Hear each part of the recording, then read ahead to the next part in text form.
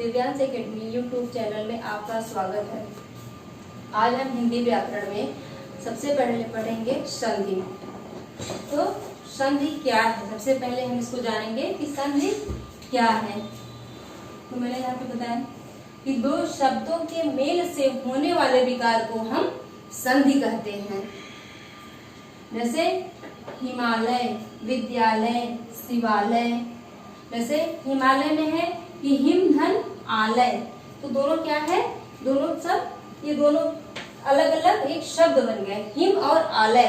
तो दो शब्दों के मेल से होने वाले विकार को हम संधि कहते हैं। विद्यालय में विद्या धन आलय, तो दो शब्दों का यहाँ भी विकार हुआ। शिवालय शिव धन आलय, यहाँ पे भी दो शब्दों का विकार हुआ। तो संधि के निम्नलिखित तीन भेद होते हैं, जैसे स्वर संधि, व्यंजन संधि और विसर्ग संधि। सबसे पहले हम जानेंगे स्वर संधि क्या है, कि जहाँ पर स्वर और स्वर आपस में मिलते हैं तो कहते हैं कि दो स्वरों के मेल से होने वाले विकार को हम स्वर संधि कहते हैं।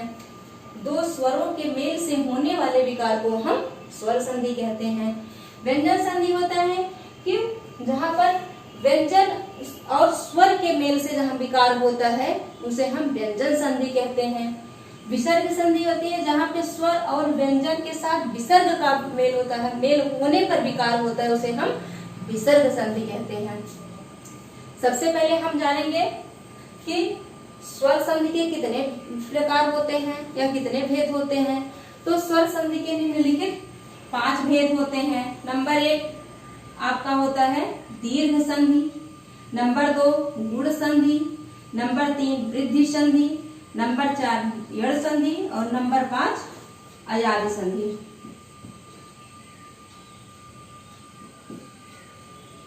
अब सबसे पहले दीर्घ संधि पे आते हैं।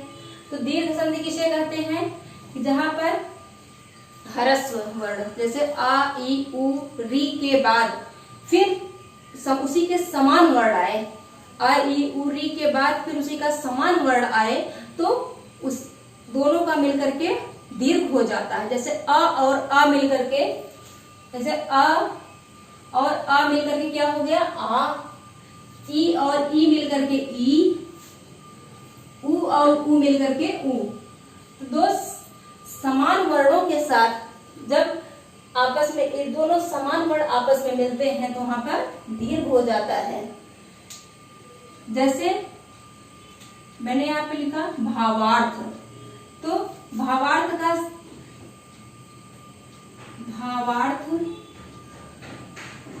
जब इसका हम विच्छेद करेंगे तो भाव धन अर्थ। अब यहाँ पे आप कहिएगा चाहे ये अ है और फिर इसके बाद आ आता है तब भी यहाँ पे आ होगा, और चाहे दोनों दीर्घ होंगे तब भी एक दीर्घ होगा। यहाँ पे दोनों ह्रस्व है या फिर एक ह्रस्व एक दीर्घ होगा तब भी यहाँ पे दीर्घ होगा। दोनों दीर्घ रहेंगे तब भी यहाँ पे दीर्घ होगा। यहाँ पे उ है तो चाहे यहाँ पे ह्रस्व उ हो, चाहे यहाँ दीर्घ उ हो, चाहे दोनों दीर्घ उ हो, सब मिलकर के हमेशा दीर्घ हो जाते हैं। जैसे भावार्थ है तो भाव धन अर्थ, तो व में अ है, इसके बाद फिर अ। अब ये कह रहे हैं कि दोनों ह्रस्व स्वर मिलकर के दीर्घ हो जाते हैं। ह्रस्व जैसे आ ई उ री ये ह्रस्व स्वर होते हैं, तो जहाँ पे दो समान स्वर आपस में जुड़ करके दीर्घ हो जाते हैं उसे हम दीर्घ संधि कहते हैं। जैसे अब यहाँ पे हमने ले लिया भावार्थ, तो भाव धन अर्थ, अ और अ दोनों, यहाँ पे व में अ है उसके बाद अ है, दोनों एक समान वर्ण है और दोनों का मिलकर के क्या हो जाएगा आ।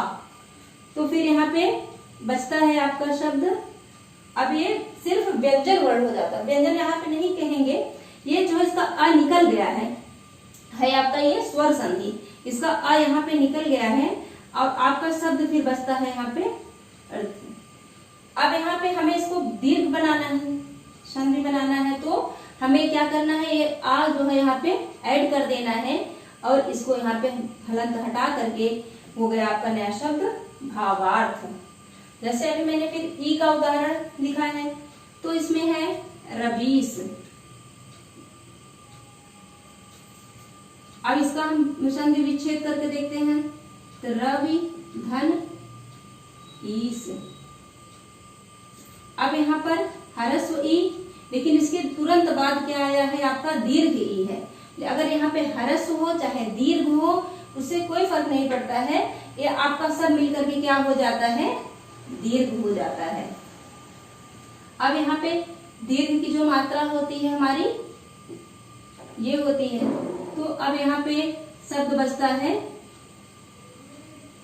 रव और स।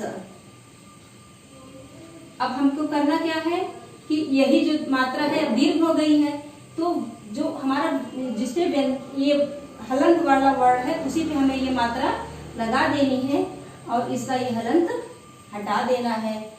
ये हमारा क्या हो गया, रवीश। फिर आपका आता है उ और उ का उदाहरण।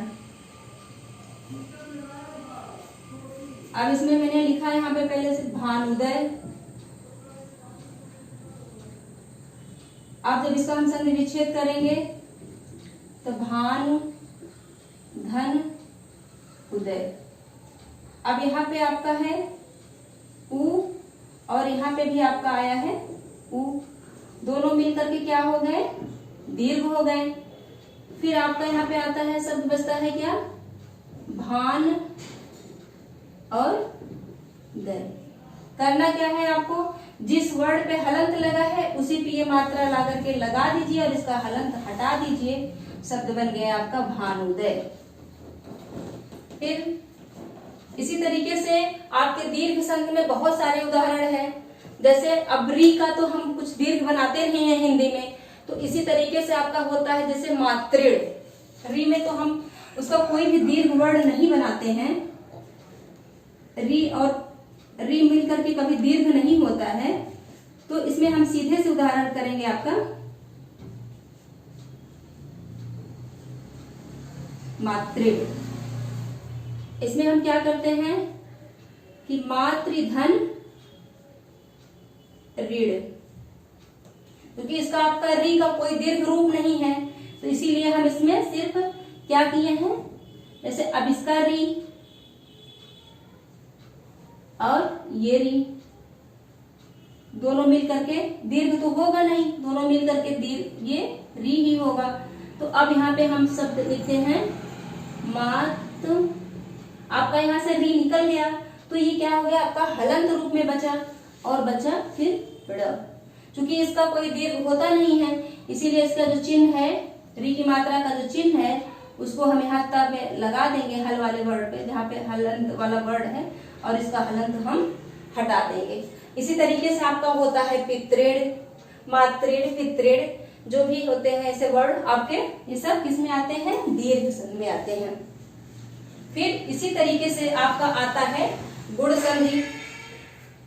गुण संधि में जैसे आपका है कि यदि आ या आ के बाद ई या ई आए तो ए हो जाता है, और आ या आ के बाद उ आए तो ओ हो जाता है, और आ या आ के बाद री आए तो अर हो जाता है। मतलब इसमें कहेंगे कि आ के बाद क्रमशः ई आए या उ ई आए या उ आए या फिर री आए, तो आ के बाद जो ई आएगा तो ए हो जाएगा, उ आएगा तो ओ हो जाएगा, और री आएगा तो अर हो जाएगा।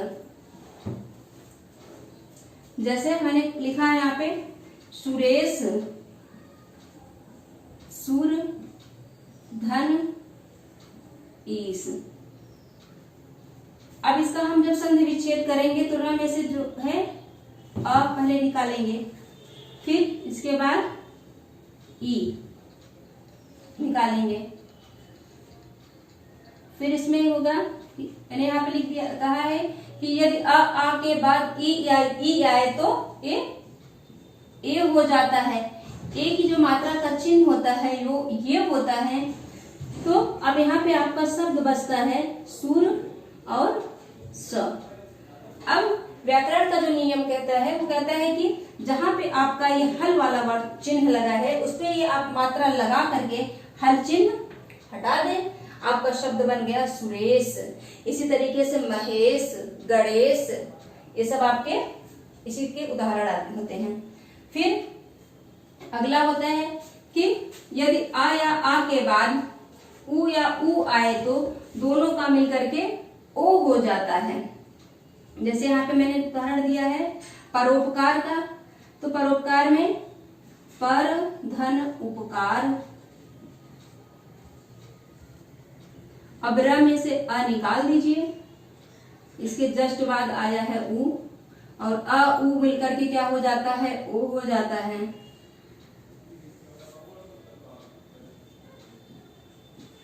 अब आपका यहाँ पे शब्द बचता है पर धन उपकार, वो तो निकल ही गया पकार, पर और पकार। अब इसका जो नियम है कि यदि आ या आ के बाद उ या उ आए तो वो ओ हो जाता है।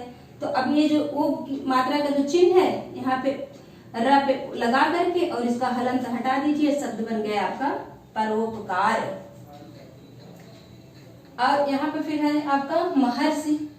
जैसे आ या आ के बाद री आए तो आपका शब्द बन जाता है महर्षि, अर्व हो जाता है। जैसे आ या आ के बाद री आए तो अर्व हो जाता है। मैंने यहाँ पे लिखा है महर्षि, तो महर्षि।